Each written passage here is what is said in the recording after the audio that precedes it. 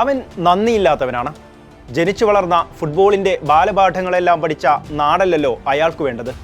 Buenos അയേഴ്സിലേക്ക് വിമാനം കയറുമ്പോൾ കൗമാരതാരം കേട്ട വാക്കുകൾ അതൊക്കെയാണ്.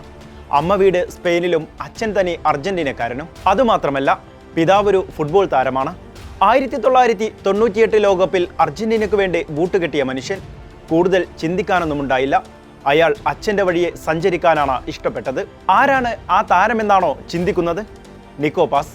മെസ്സി ഇല്ലെങ്കിലും അർജന്റീനയ്ക്ക് ഇനി ഭയക്കേണ്ട. ആ ദൗത്യമേറ്റെടുക്കാനുള്ള യാത്രയിലാണ് നിക്കോ പാസ്. 2006 ജർമ്മൻ ലോകകപ്പ്. ജൂൺ മാസത്തിലെ മഴയുള്ള ദിനമാണ് കേരളത്തിൽ. വൈകുന്നേരത്തിൻ്റെ ആലസ്യത്തിലാണ് അർജന്റീന പന്ത് തട്ടുന്ന ആ ലോകകപ്പിലെ രണ്ടാമത്തെ മത്സരം. ദിദിയൻ ദ്രോഗ്ബയുടെ ഐവറി കോസ്റ്റിനെ തോൽപ്പിച്ചതിൻ്റെ ആവേശത്തിലാണ് അന്ന് കേരളത്തിലെ അർജന്റീൻ ആരാധകർ.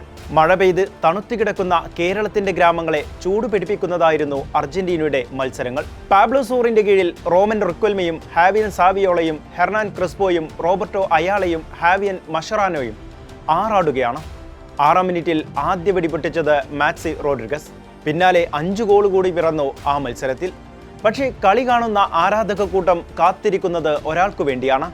അവർ കേട്ടറിഞ്ഞയാളെ, ബാഴ്സലോണയിലെ അത്ഭുത പയ്യനെ, മുന്നേറ്റത്തിലെ ചാട്ടുളി പോലെ കുതിക്കുന്നൊരാളെ, അതെ, ലയണൽ മെസ്സിയെ. കേട്ടുകേട്ട് ഓരോ മനുഷ്യരും മെസ്സി ഇറങ്ങിയോ എന്ന ചോദ്യമുയർത്തുകയാണ്. കാർലോസ് ടെവസും കളത്തിലിറങ്ങിയിരിക്കുന്നു. കാത്തിരിപ്പ് അവസാനത്തിലേക്ക് കടന്നിരിക്കെ പെട്ടെന്നൊരു യുവതാരത്തെ മിന്നായം പോലെ സ്ക്രീനിൽ കണ്ടു. അതെ, 19-ാം നമ്പർ ജേഴ്സി ധരിച്ച ഒരാൾ കളത്തിലേക്കിറങ്ങാൻ തയ്യാറായിരിക്കുകയാണ്. മെസ്സി എന്ന അത്ഭുത പുരുഷൻ. 75-ാം മിനിറ്റിൽ മാക്സി റോഡ്രിഗസിന് പകരക്കാരനായി മെസ്സി പച്ചപ്പുൽ മൈതാനത്തെത്തി.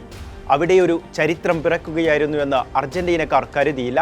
കളിക്കാനിറങ്ങി 3 മിനിറ്റിനുള്ളിൽ ക്രിസ്പോക്ക് അളന്നു മുറിച്ച കിടിലനൊരു പാസ് കൊടുത്ത് മെസ്സി വരവറിയിച്ചു.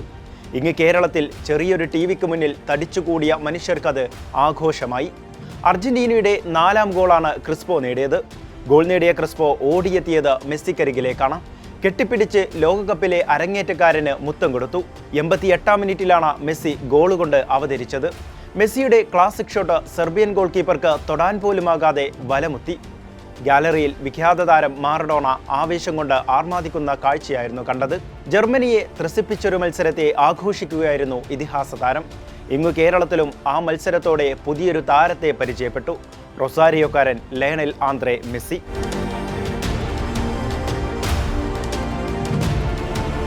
കാലമൊരുപാട് പിന്നിട്ടു. മെസ്സി അർജന്റീനക്കാർക്കും ലോകമാകെയുള്ള ഫുട്ബോൾ പ്രേമികൾക്കും മനോഹര നിമിഷങ്ങൾ സമ്മാനിച്ചുകൊണ്ടേയിരുന്നു. ബാഴ്സലോണയ്ക്ക് വേണ്ടി അയാൾ കിരീടം നേടിക്കൊണ്ടേയിരുന്നു. പക്ഷേ കാലം അയാളോട് കനിയാതിരുന്നത് നാടിനു വേണ്ടിയുള്ള കിരീട നേട്ടത്തിലാണ്. കപ്പിനും ചുണ്ടിനുമിടയ്ക്ക് ലോകകപ്പും കോപ്പ അമേരിക്കയും വഴുതി വീണു. വിശ്വകിരീടത്തിനായുള്ള കാത്തിരിപ്പ് 5-ാം ലോകകപ്പിലാണ് അവസാനിച്ചത്, ഖത്തറിലെ ലുസൈലിൽ.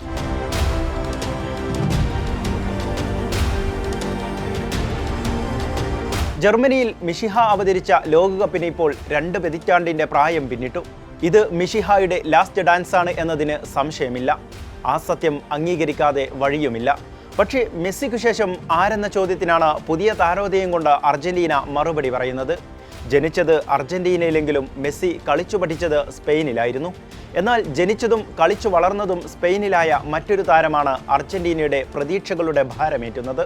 മുൻതാരം പാബ്ലോ പാസിന്റെ മകൻ നിക്കോ പാസ്. ഇറ്റാലിയൻ ടീമായ കോമോയുടെ അറ്റാക്കിംഗ് മിഡ്ഫീൽഡർ. സ്വപ്രയത്നത്താൽ തിളങ്ങുന്ന താരം.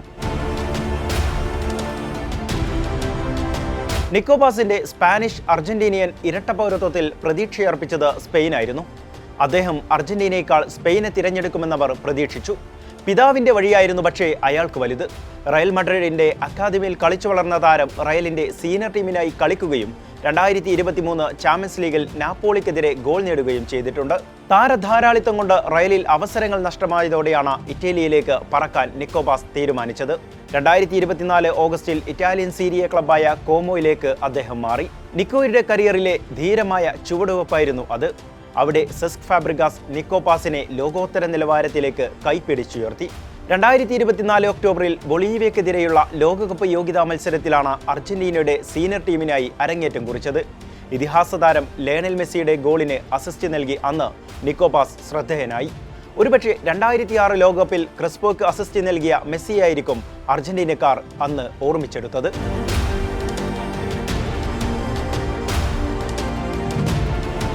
ഒരു പ്രമുഖ ഫുട്ബോൾ താരത്തിന്റെ മകനായി ജനിച്ചതുകൊണ്ട് നിക്കോ പാസിന്റെ ഫുട്ബോൾ യാത്ര എളുപ്പമായിരുന്നു എന്ന് ചിന്തിക്കുന്നെങ്കിൽ തെറ്റി.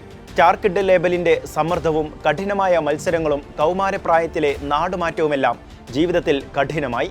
ഒരു മുൻ ലോകകപ്പ് താരത്തിന്റെ മകൻ എന്ന ലേബൽ മാറ്റി സ്വന്തം കളിശൈലിയിലൂടെയും കഠിനാധ്വാനത്തിലൂടെയും അറ്റാക്കിംഗ് മിഡ്ഫീൽഡറായി സ്വയം അടയാളപ്പെടുത്തി. റയൽ മാഡ്രിഡ് അക്കാദമിയിലെ കടുത്ത മത്സര അന്തരീക്ഷം അദ്ദേഹത്തിന്റെ വളർച്ചയെ പാകപ്പെടുത്തി. തുടക്കകാലത്ത് വിങ്ങറായി കളിച്ചിരുന്ന നിക്കോ പാസ് കളിക്കളത്തിൽ ദീർഘകാലത്തേക്ക് നിലനിൽക്കേണ്ടതിനാൽ അറ്റാക്കിംഗ് മിഡ്ഫീൽഡറായി സ്വയം രൂപാന്തരപ്പെടുത്തി. പലപ്പോഴും പരിക്ക് വില്ലനായെങ്കിലും നിക്കോ പാസിന്റെ കംബാക്ക് അത്ഭുതപ്പെടുത്തുന്നതായിരുന്നു. ദേശീയ ടീമിനു വേണ്ടി ആകെ കളിച്ചത് 8 മത്സരങ്ങൾ, നേടിയത് 1 ഗോളും. മൗറിത്താനിയക്കെതിരെയായിരുന്നു ഏക ഗോൾ നേട്ടം. റയലിനൊപ്പം ലാലിഗയും ചാമ്പ്യൻസ് ലീഗും സ്പാനിഷ് സൂപ്പർ കപ്പും ഉയർത്തിയിട്ടുണ്ട് നിക്കോ പാസ് എന്ന വരാനിരിക്കുന്ന വിസ്മയം. നിക്കോ പാസ് മൈതാനത്തെ സാഹചര്യം മനസ്സിലാക്കി കളിക്കുന്ന താരമാണ്.